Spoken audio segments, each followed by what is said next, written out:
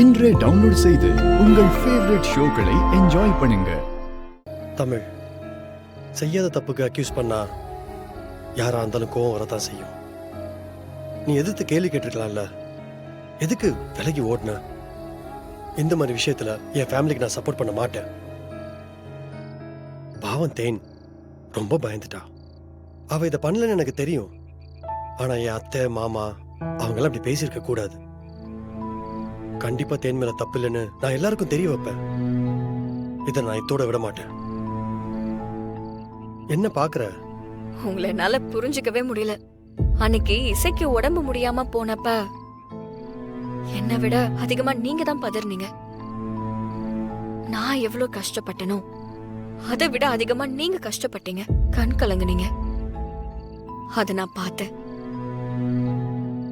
அதே மாதிரி தேனுக்கு ஒரு பிரச்சனை வந்தப்ப உயிரை கொடுத்து காப்பாத்தினீங்க. எனக்கு மறுபடியும் ஒரு பிரச்சனை வந்திருக்கு. எங்களுக்காக உங்க குடும்பத்தை எதிர்த்து நின்னு நீங்க சண்டை போட்டிருக்கீங்க. உங்களுக்கு தான் என்ன பிடிக்கலையே, அப்புறம் எதுக்கு நீங்க இதெல்லாம் பண்றீங்க? பிடிக்காத ஒருத்தர் கஷ்டப்பட்டா அத ரசிக்கணும், வேடிக்கை பார்க்கணும். ஆனா நீங்க ஹெல்ப் பண்றீங்களே, உங்களை எப்படி புரிஞ்சுக்கிறது? இதை பாரு தமிழ், நான் உங்ககிட்ட தெளிவா சொல்லிடுறேன். எனக்கு உன் கூட மட்டும்தான் பிரச்சனை. அதுவும் என்னை ஏமாத்தி நீ கல்யாணம் பண்ணல, அதுக்கப்புறம் தான் இந்த பிரச்சனையே. அதனால அந்த துரோகத்தை நான் மறக்கவும் மாட்டேன், மன்னிக்கவும் மாட்டேன். ஆனா உங்க அம்மா, உன் தங்கச்சிங்க, அவங்க மேல எனக்கு எப்பவுமே கோவம் வராது.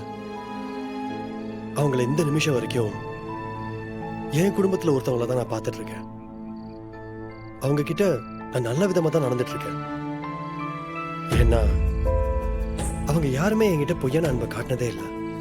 எனக்கு துரோகம் பண்ணதில்லை, ஏமாத்தினதும் இல்லை. அது மட்டும் இல்ல, இசை கூட எனக்கு இருக்கிற பாண்டிங் வேற, இது வேற.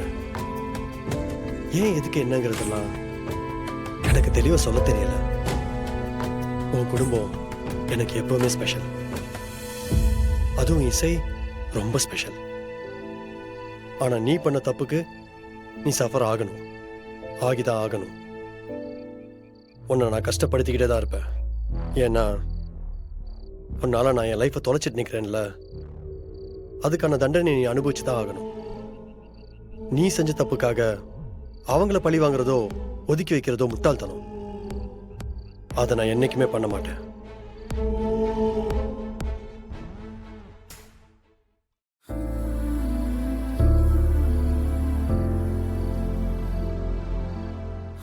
என்ன? நீங்க ரொம்ப நல்லவர் சிபி சார். இதுல என்ன ஒரு ஆச்சரியம்னா, நீங்க நல்லவர்னு உங்களுக்கே தெரியாது. அதுதான் இருக்கிறதுலே பெரிய பிரச்சனை. சீக்கிரமா புரிஞ்சுப்பீங்கன்னு நினைக்கிறேன். புரியலனாலும் காலம் புரிய வைக்கும்.